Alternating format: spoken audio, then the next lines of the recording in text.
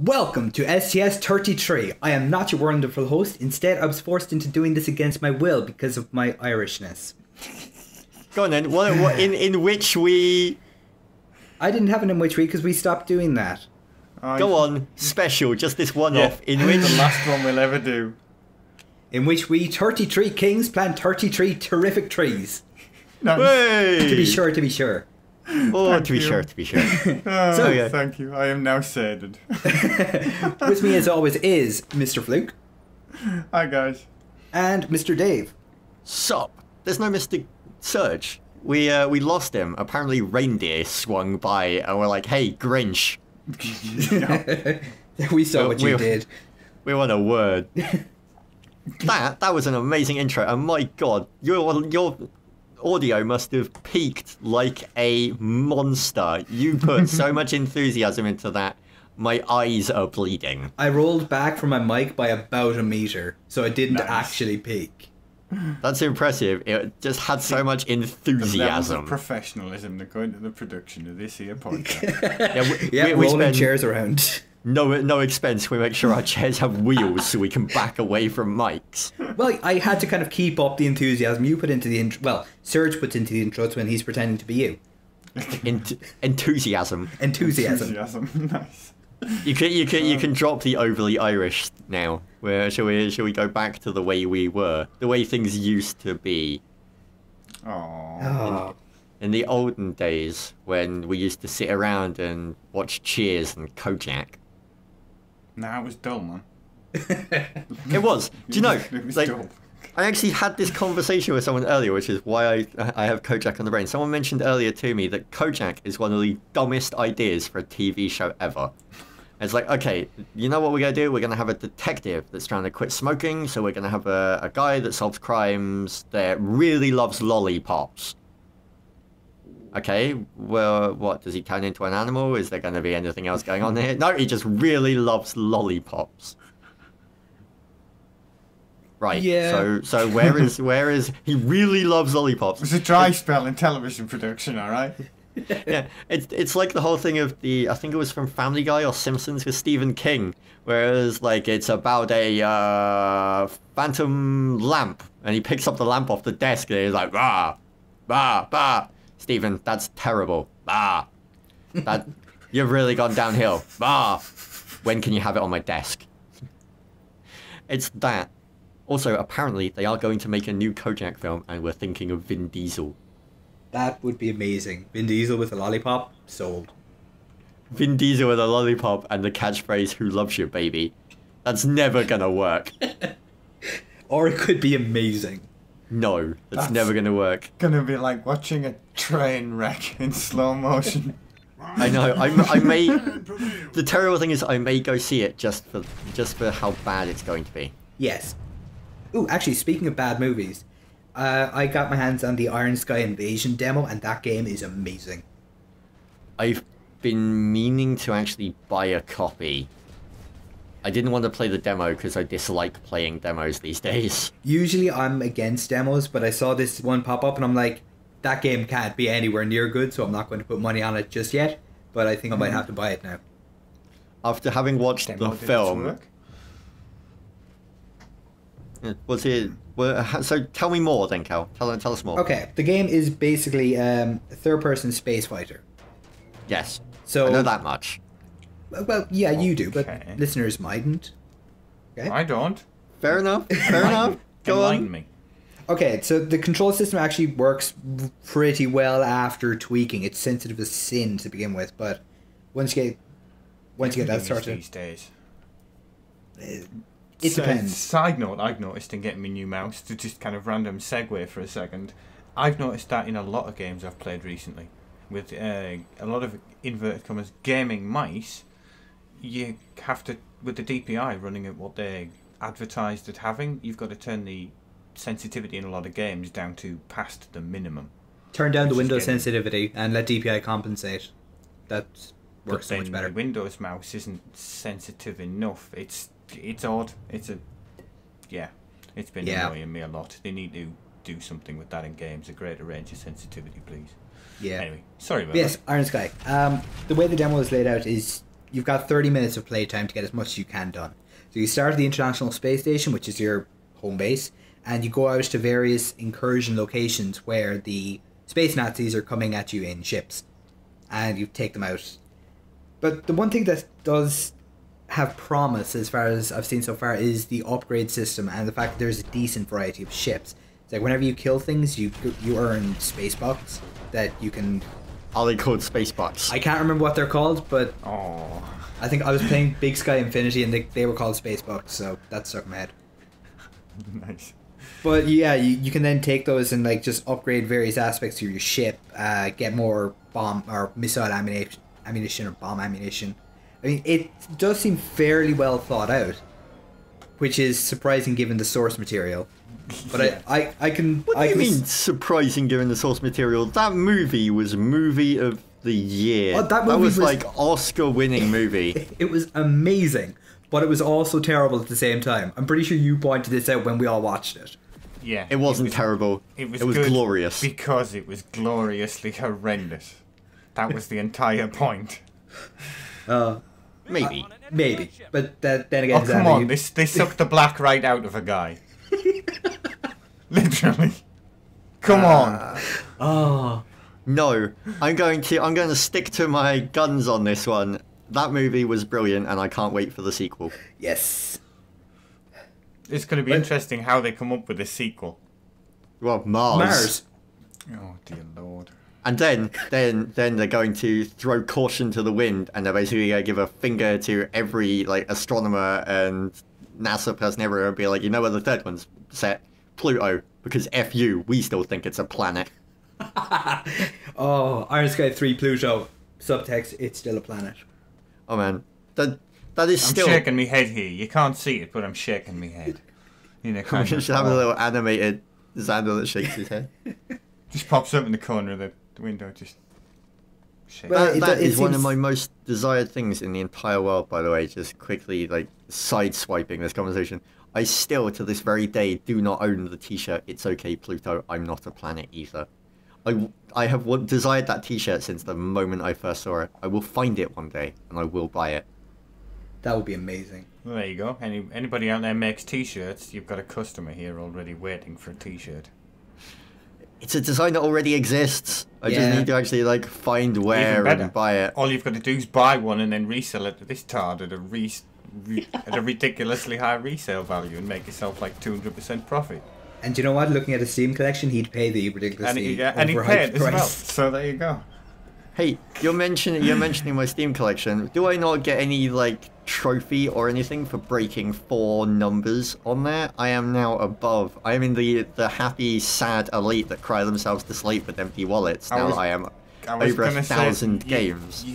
Unfortunately, you talk about this and communicate it as if it's some sort of lifetime achievement that, you know, in the afterlife you're going to get bonus points for. Yeah, man, I'm gonna get up there. I'm gonna get up there. When you die, achievement get biggest Steam collection.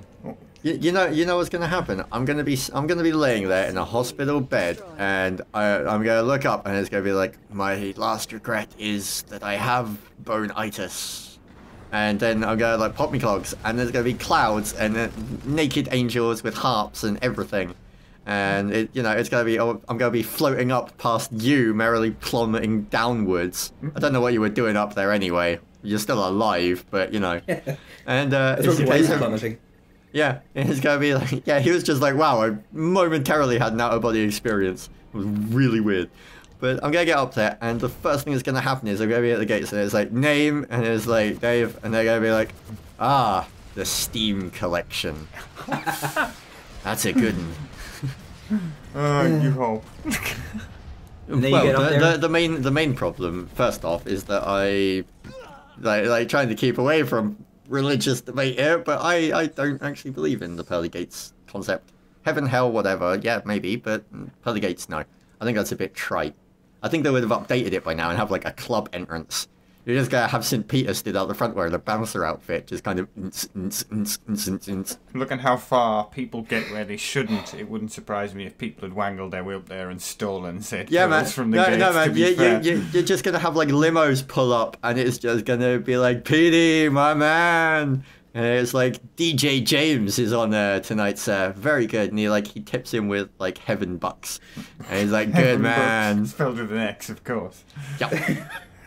It's gonna, you're gonna get up there and it's gonna be a club. They're gonna have updated it. I mean, really, like everything has to move with the times, So why not the pearly gates? I hate you guys. you can, totally derailing Kel trying to tell us about Space Invasion Game of Space Nazis. I've just been struggling to breathe for the last... been updated to some kind of club entrance with VIP velvet ropes and... On the same subject, just because we need to make sure that we hit both demographics, you know what Hell's been updated to? It's just a really long line. Get rid of all the torture. Just make people stand in a line for eternity. And when they get to the end of the line, they then go to the back. I live in the UK. Does that mean I'm already in hell? Yes. Yes. Well, it's fantastic. There you go. My poignant statement of the year.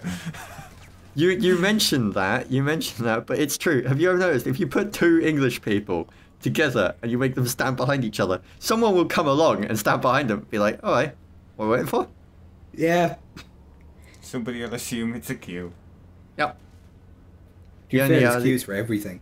It's true. The only other queue that I know of that is so fantastic was one in Disney World, which was going through a maze, and it was literally like it was the line ride. You literally followed the person in front, and the person behind you followed you, and you literally walked through one end and out the other. And I was like, so many people in the maze. It was just a line of people going through it. That's brilliant. Yeah. I think the best story I've heard, related to lines in theme parks specifically, was a friend of mine joined a queue, and pretty popular queue, so he was like, this ride must be awesome. It was the line for the bathroom. Why am I not surprised? Yeah. No, it beats peeing in the queue, though. Do you remember that, Xander? Peeing in the queue? We were queuing for, I think it was Colossus at Thorpe Park. There you go, free advertising Thorpe Park. And the guy that was literally like walking along in the queue, and all he'd done was just whip it out, and he was literally just sticking it through between the fence bits as he was going along, just peeing. Oh, I can't remember. Sake. Oh, it was terrible. And at the same time, like everyone was just like, "Oh my god, he is peeing," and everyone was just kind of like trying not to look. And he was moving with the queue as well. So like what he'd do is like he whipped it out and put it through the fence and was peeing, and then he like would stop when the queue was moving. It's like, oh, hang on. And he would literally like just basically pull his hips back and shuffle sideways a little, and then put it through another one and keep going. That's wow. But at the same time, once you've queued for a certain amount of time, there is a level of unwillingness to give up your position in the queue. This is mine. Halfway through a 60-minute queue, what are you going to do? 16 minutes? Go 60. 60 minutes? You're halfway through a 60-minute queue. I'd be considering that guy's course of action, I've got to be honest. Yeah. Yeah. One of the great things about having, life-threatening crippling disabilities, you don't have to queue for theme park rides. That's where I was going. It's like last 2 or 3 times I've been to a theme park, it's been with you. So it's like, what's that? Queues? Nah. I'm pushing the wheelchair, man.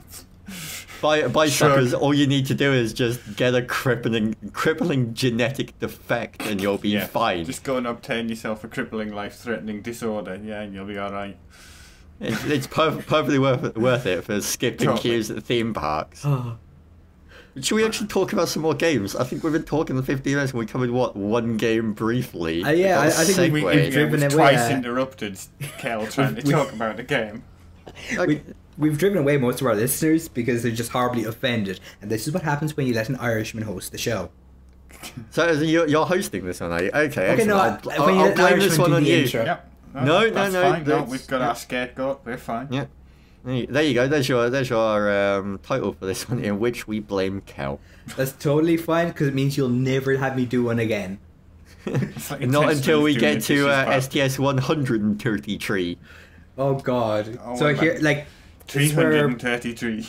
Yeah, 6 years from now, just welcome to STS333, in which I tell the story about how Dave gave me ISK and Eve. Man, you say that I completed Eve. Really? Yeah, pretty much.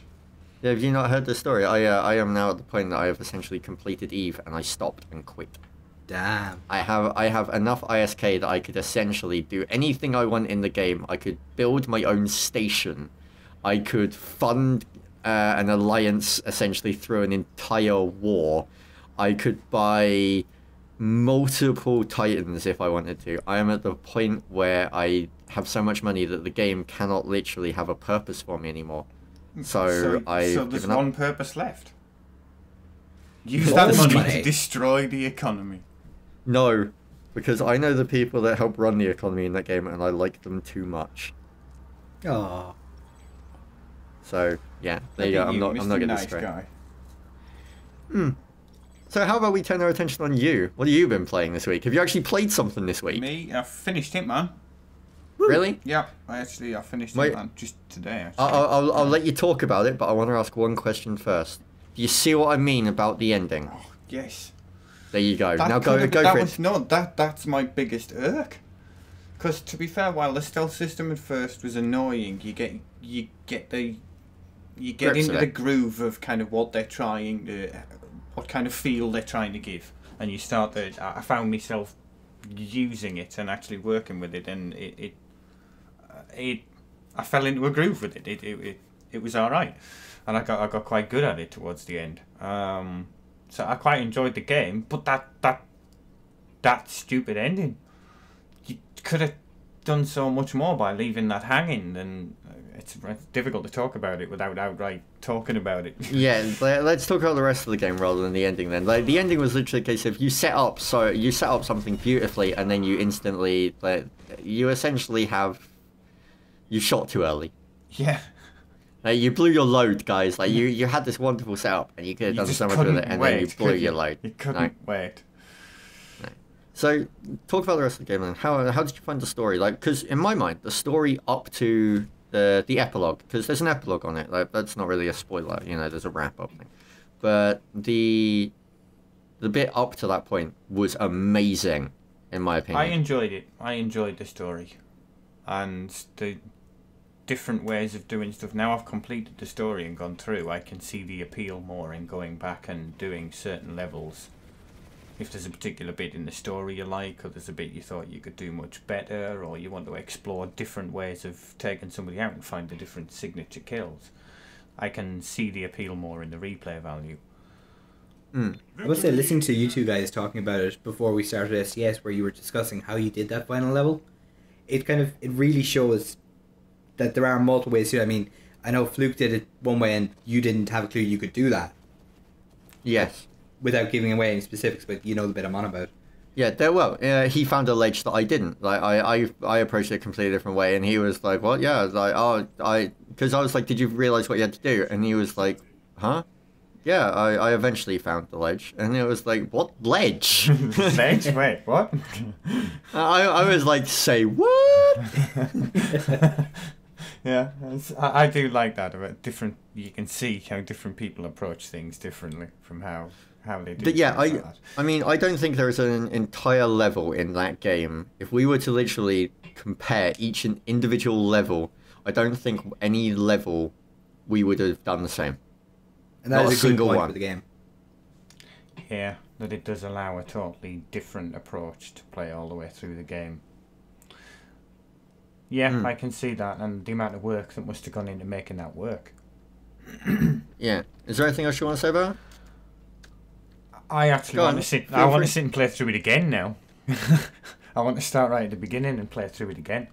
So there's a lot of things that I've learned going through the game of how to approach things and improve, getting better at it. It's odd. I found myself getting more and more attached to the game the more I've played it. Yeah. It's good. It's good. What have you been up to? Because I mean, all I've done is I've completed Hitman, yeah, but other than Christmas and all the rest that comes with it, I haven't really had a chance to get to my machine as much as I'd like. What have you been up to? Let's see. Over the past week, I did a Christmas Dota stream, which was quite good. I gave away a ton of stuff, in-game items for Dota and things. Cool. And that went down really well, and people seemed to really enjoy it. Game-wise, I played some more of The Walking Dead because I lost my save.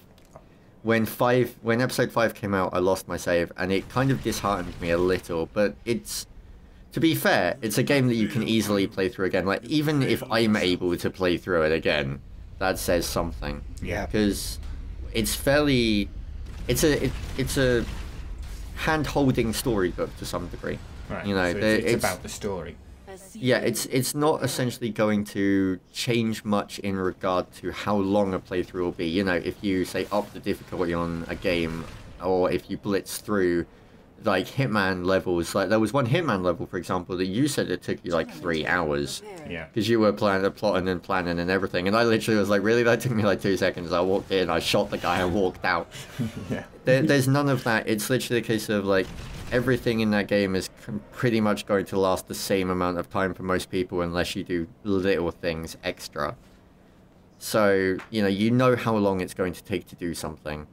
And there's enough options in that game that you can see stuff play out a completely different way, because everything is essentially a snowball effect. Like, stuff that you do in episode 1 will still be coming through right to the end. Okay, so it's something That's awesome. you really need the save, the continuation on. Yeah, like, you could technically start from, like, chapter 5 if you really wanted to, but you can't. I don't think it will actually let you if you don't have the previous ones done. Like, I know, like, I reinstalled everything on Steam, and today, I'm on chapter 2 at or episode 2 at the moment, and, like, it would allow me to skip forward to episode 2. And I'm not sure if that's because it cloud synced my save, and I didn't try going any further than 2. I could have, and maybe I should have. But it's not really it's not the kind of game that you would.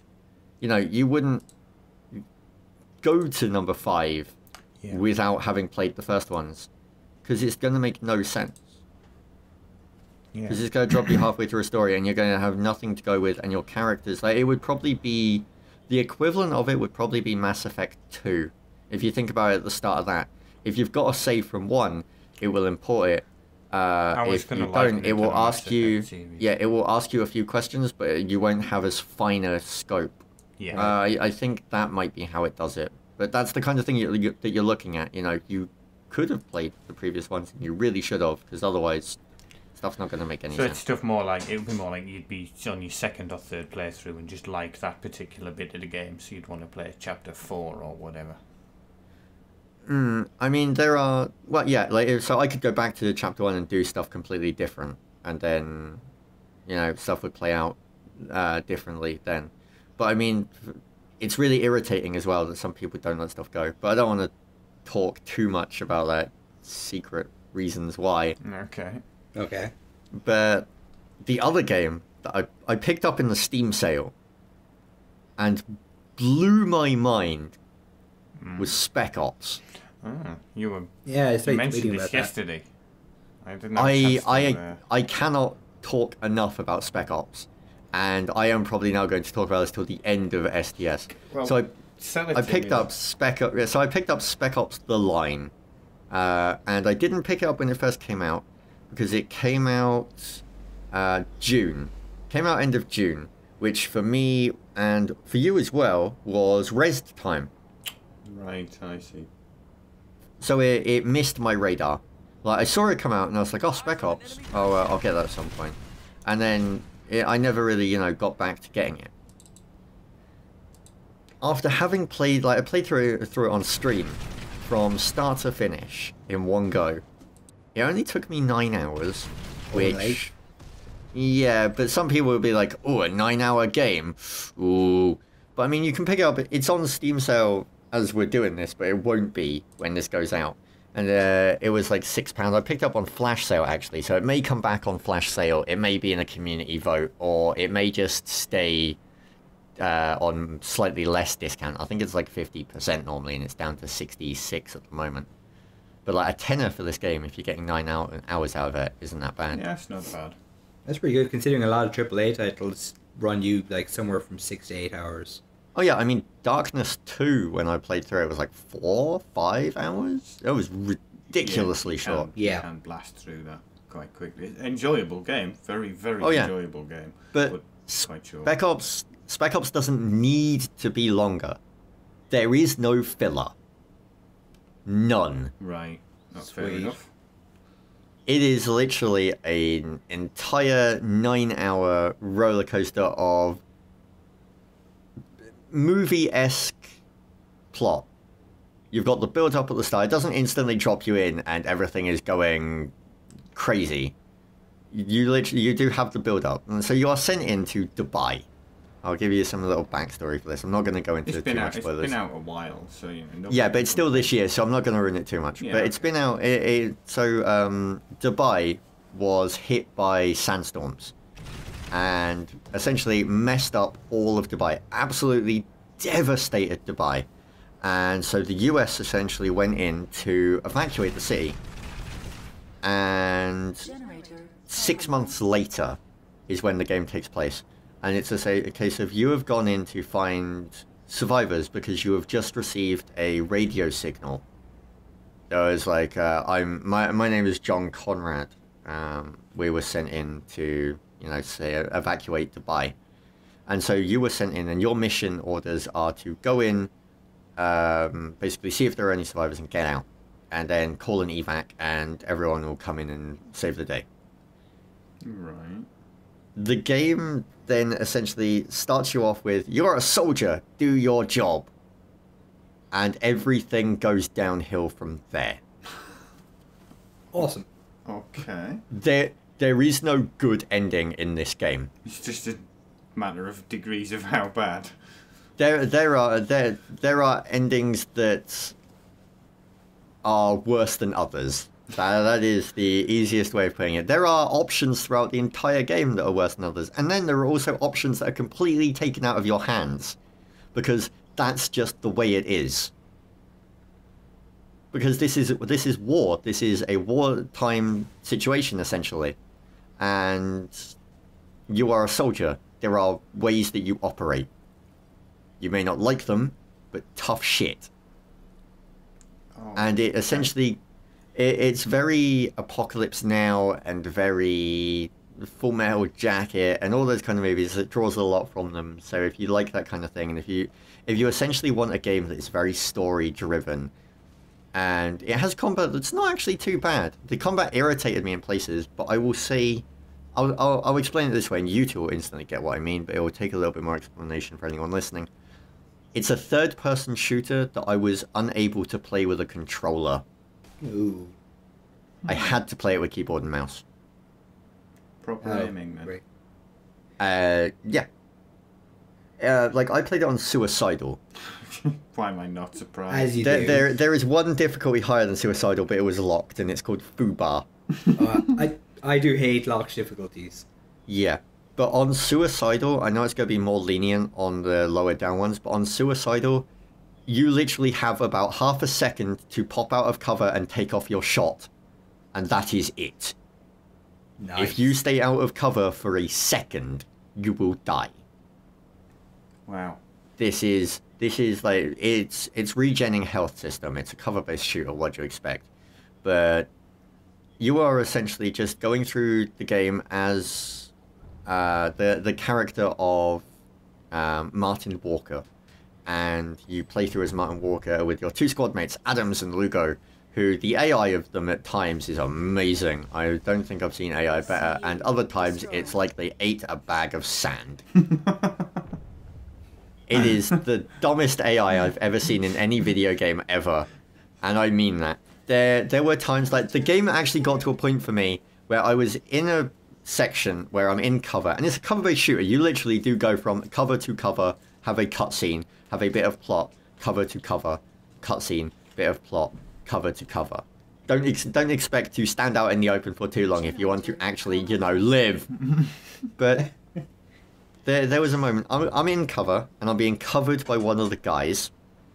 And it's like, look, you just have to have my back. That's all you do, protect my back. I've got this. And so, I'd be taking out these guys, and there was maybe about 15 of them. And they all hide behind cover as well. They don't stand out in the open. This isn't a case of I stand in cover and they run at me single file. They use cover as well. So I'm sat there and I'm like, okay, I'm going to literally pop up and I'm going to get that guy and then go back down. And that's how you do it. You literally, like, you find your targets and you line up your targets and you literally up, over, bang, down. And while you're doing this, some guys will try and, like, run around the side if you let them. They'll try and flank you.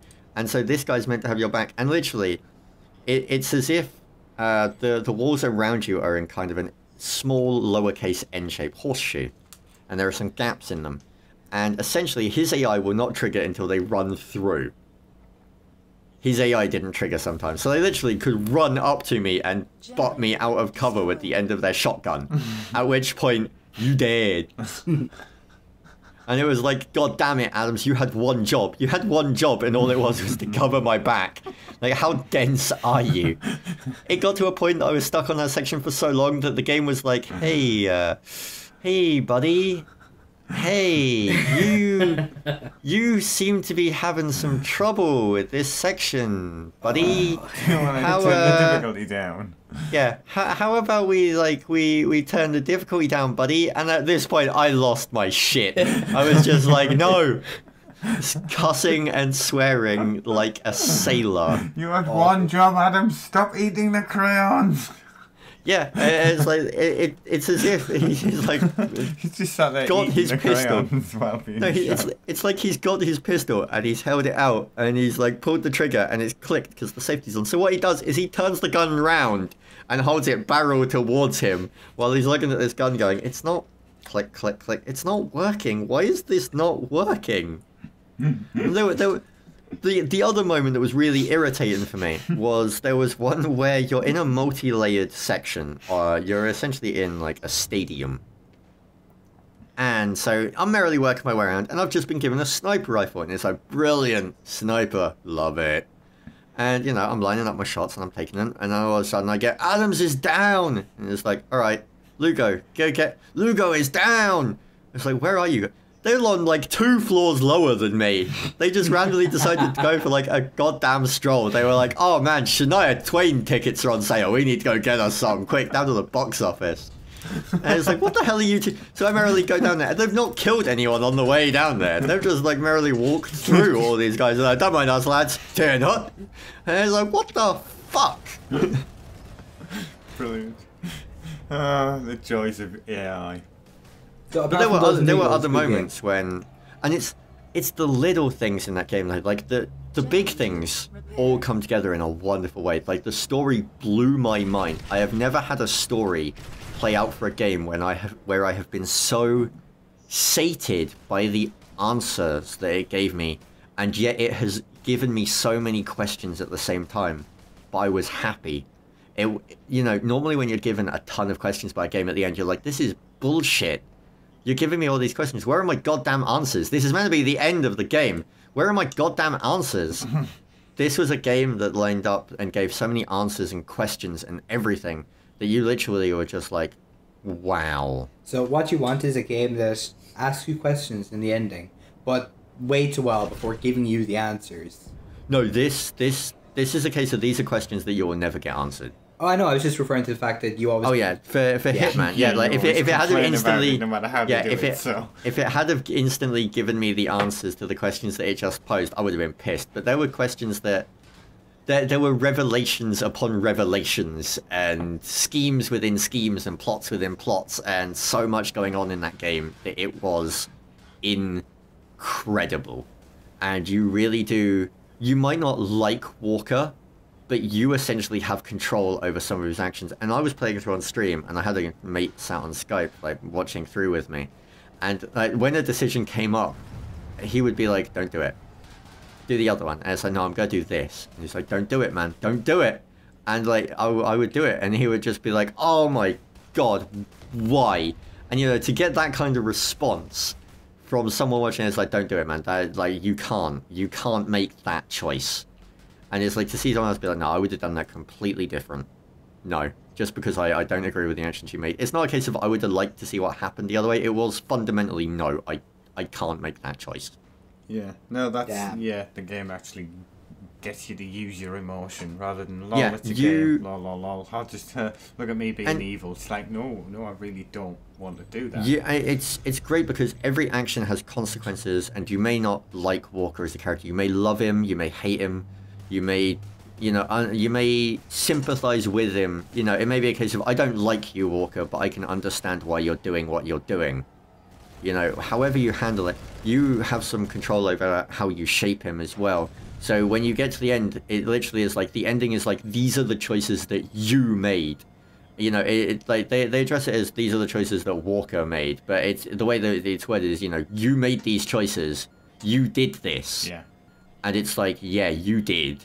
Like, you could have handled stuff completely different if you want. And there are choices in that game where you don't even think you have a choice.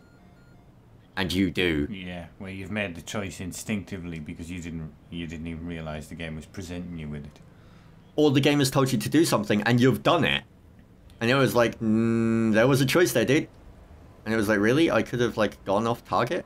I could have, like, you know, I could have ignored what I was being told to do. No, it's ignoring orders. Yeah. But it plays out in a very linear, non-linear fashion. But, like I was saying, there's little things in there that also make it amazing. Like, just, one of the moments that I remember that made it special for me was that the two guys are ziplining over from another building, and I'm already on the other side, and they're like, "I'll get out the way," and you know, you can get out the way of the ziplines, or if you want, you can go stand in the way. And I went and stood in the way. He nails you square in the goddamn face with his boot. Literally catches you in the jaw with his foot, and it connects, and there is a noise and everything.